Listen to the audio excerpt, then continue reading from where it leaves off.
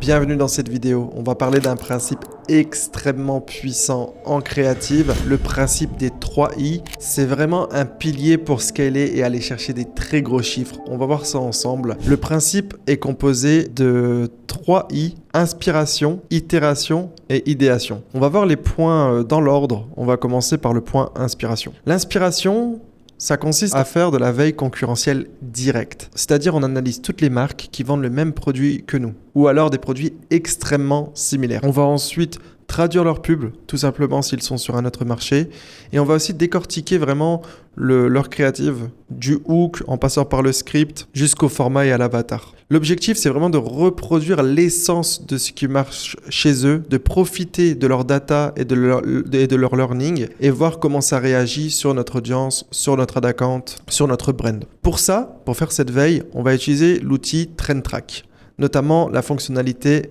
Brand Tracker. On va suivre les concurrents directs, créer des folders où on va tous les regrouper. Et en fait, il faut savoir que les concurrents dépensent du budget pour tester des angles, des formats, des concepts, des avatars. Et quand une créa commence à scaler, on va pouvoir la voir directement. Et s'ils itèrent, on va le voir aussi directement.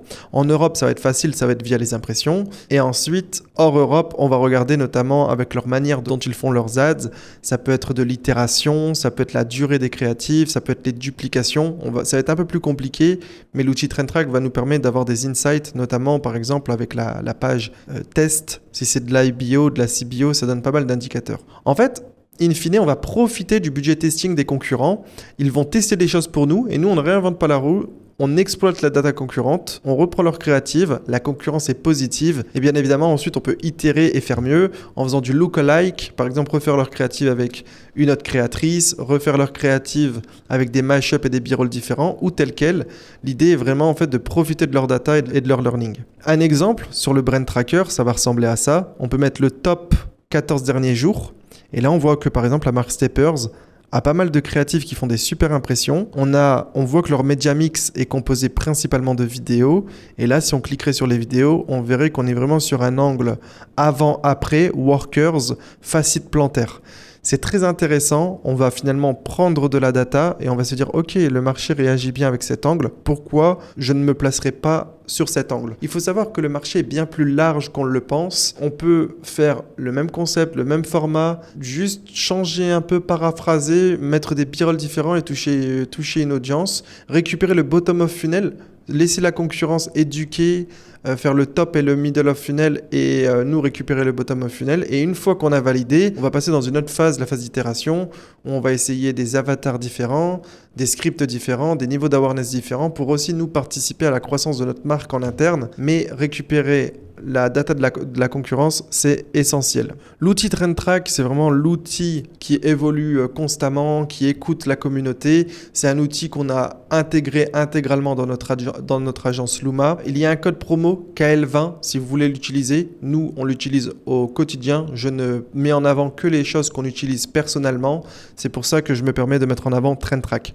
Vous pouvez utiliser exceptionnellement ce code KL20 lors du Q4 pour bénéficier de 20% sur votre abonnement. La feature Brand Tracker étant très intéressante si vous voulez mon avis. Maintenant, une fois qu'on s'est inspiré, on va passer dans la phase d'itération. La phase d'itération, il faut savoir qu'on va itérer que les vrais winners. Donc un minimum de 1000 de spend avec un bon ROAS. C'est vraiment le minimum pour itérer. Avant, on ne va pas se fier à la créative car elle n'a pas encore fait ses preuves. Il existe 2 grands types d'itérations, les itérations isolées et les itérations big swing. En fait, dans les itérations isolées, on va juste modifier une chose.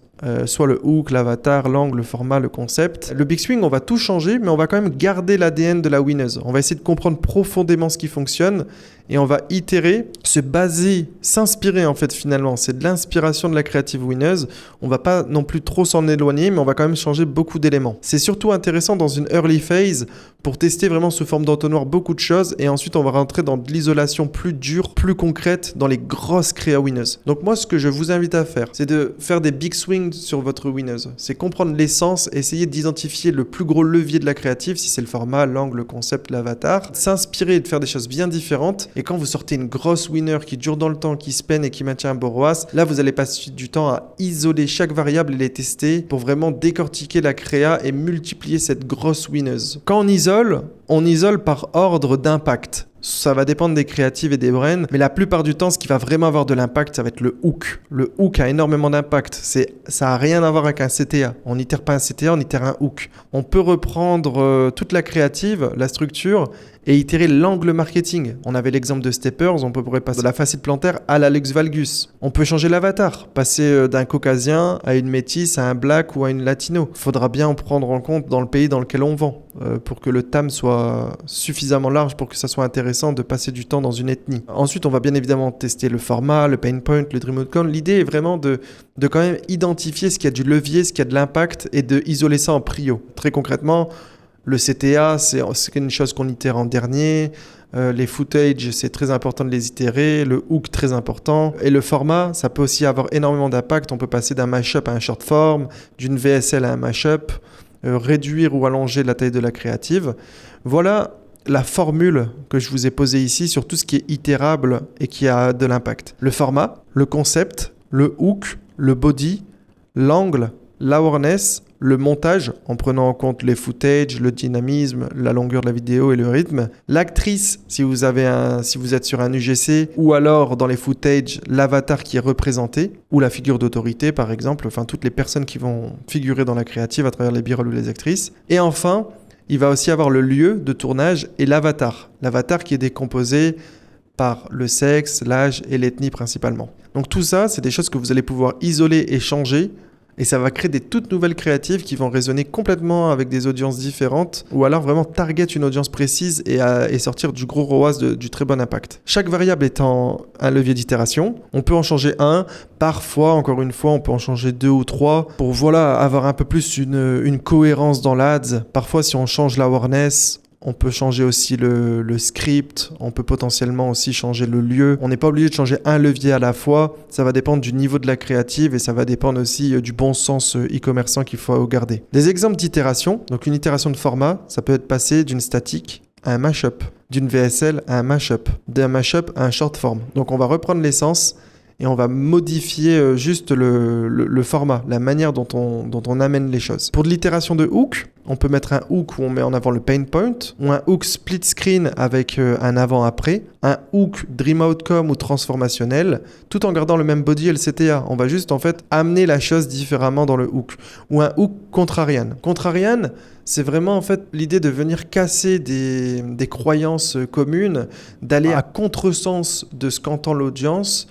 Par exemple, si elle entend qu'elle doit se faire opérer régulièrement, enfin elle doit se faire opérer du pied pour aller mieux, en fait nous on va vraiment arriver en disant l'opération n'est pas votre seule solution, il existe aussi, et là on va introduire notre solution. En fait l'idée c'est vraiment d'apporter des hooks différents pour targeter des audiences différentes, raisonner avec des audiences et ensuite montrer un body et un CTA qui est avéré winneuse. On peut itérer sur l'avatar, une femme, un homme, 40, 50, 60 ans plus, sur des ethnies aussi bien évidemment. On peut aussi faire intervenir un homme mais changer l'angle cadeau. Donc là, on va itérer l'avatar visuellement dans la créative, mais c'est aussi l'angle, ça peut être très pertinent. Et enfin, sur les statiques, on peut avoir des itérations de headline. Par exemple, on va mettre en avant une quote avec client ou une question, un dream outcome, un pain point. On va vraiment travailler sur ça. Là, on a des exemples visuels. Ici, c'est des très bonnes itérations. Donc là, je ne vais pas pouvoir zoomer plus, mais l'idée, elle est là. C'est en fait, on va reprendre le concept qui est du body writing, mais on va modifier le copywriting qui est écrit sur le pied. Là, c'est que sur l'angle neuropathie, mais là, c'est vraiment, on va mettre 12 ans de douleur, stopper la neuropathie, fini la douleur et les brûlures dans le pied. En fait, on va vraiment ici travailler sur le copywriting, mais on garde le concept et l'angle marketing. Ici, on va vraiment changer le visuel, les designs mis en avant. On va garder le concept simple, les positionnements des assets visuels, et on va mettre une offre différente. Le bundle, donc là on va mettre le 4 plus 2 offert, ici le 3 plus 3 offert.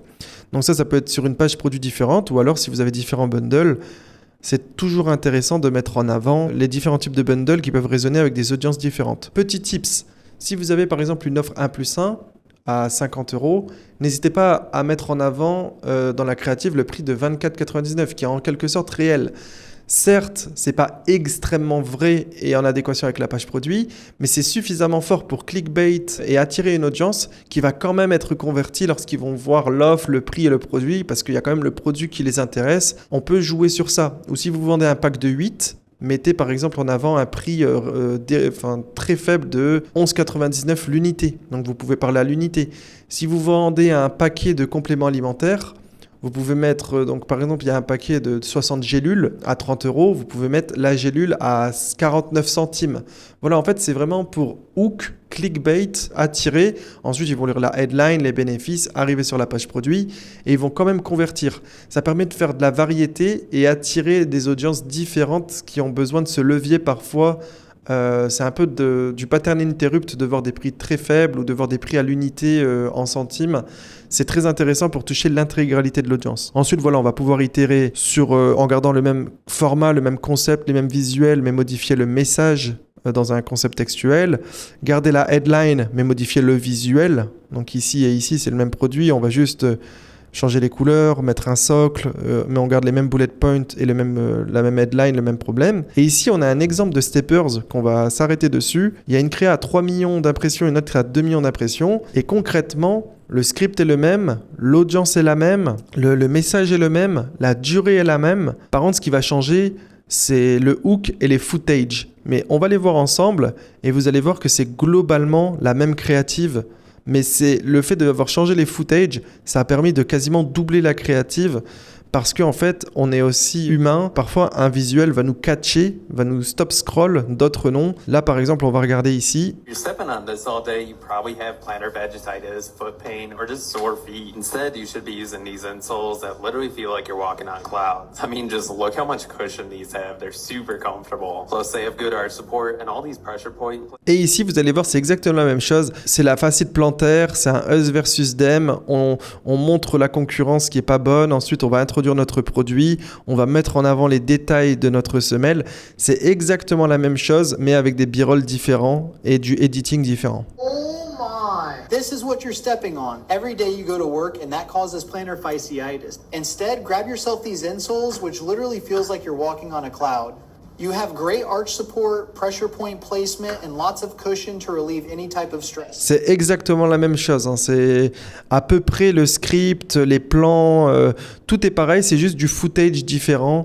On va avec un hook différent, mais vraiment visuellement. On parle uniquement du visuel, du footage, des b-rolls. L'angle, le script, tout est pareil. L'audience target est la même. Donc voilà un peu de data sur les itérations. Maintenant, on va parler de la dernière phase, le troisième I, c'est l'idéation. C'est ici qu'on va vraiment en fait être créatif.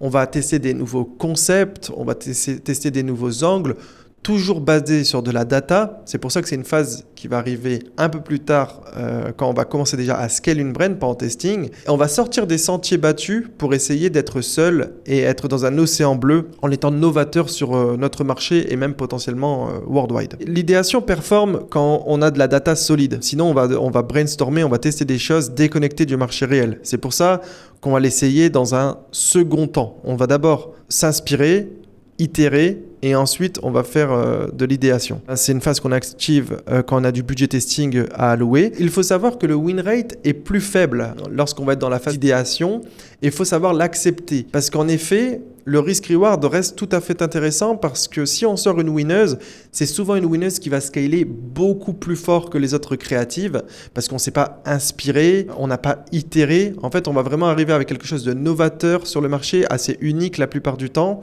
que ce soit visuellement ou sur un angle. Et ce qui va permettre en fait d'avoir des créas extrêmement scalables. Donc, on peut tout à fait accepter un win rate plus faible parce qu'on teste des choses.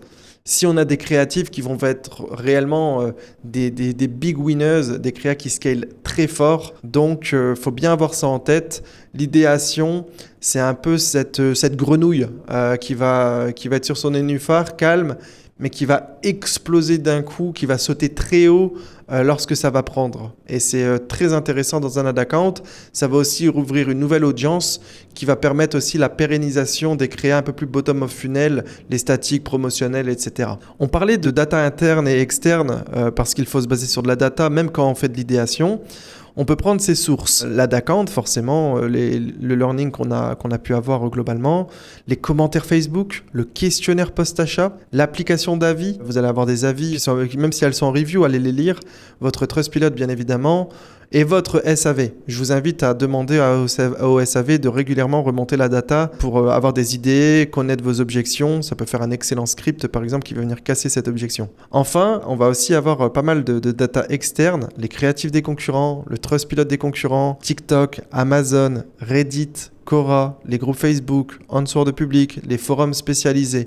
En fait, même si vous êtes en idéation, vous allez quand même être rattaché à des éléments qui vous connectent au marché. Le but étant de ne pas non plus faire quelque chose de complètement délirant. Il faut quand même écouter votre audience qui est déjà sur Internet, essayer de récolter des informations, les structurer et arriver avec de la nouveauté, mais toujours basé sur ce que disent vos clients, vos prospects, parce que c'est vos futurs clients tout simplement. Et dans cette étape aussi d'idéation, on va aussi faire de la veille concurrentielle indirecte. Donc on a parlé de beaucoup regarder ce que font les clients, les concurrents directs, les personnes avec des produits très similaires. Mais là, dans cette phase d'idéation, on va aussi analyser ce que font les top players e-commerce au global.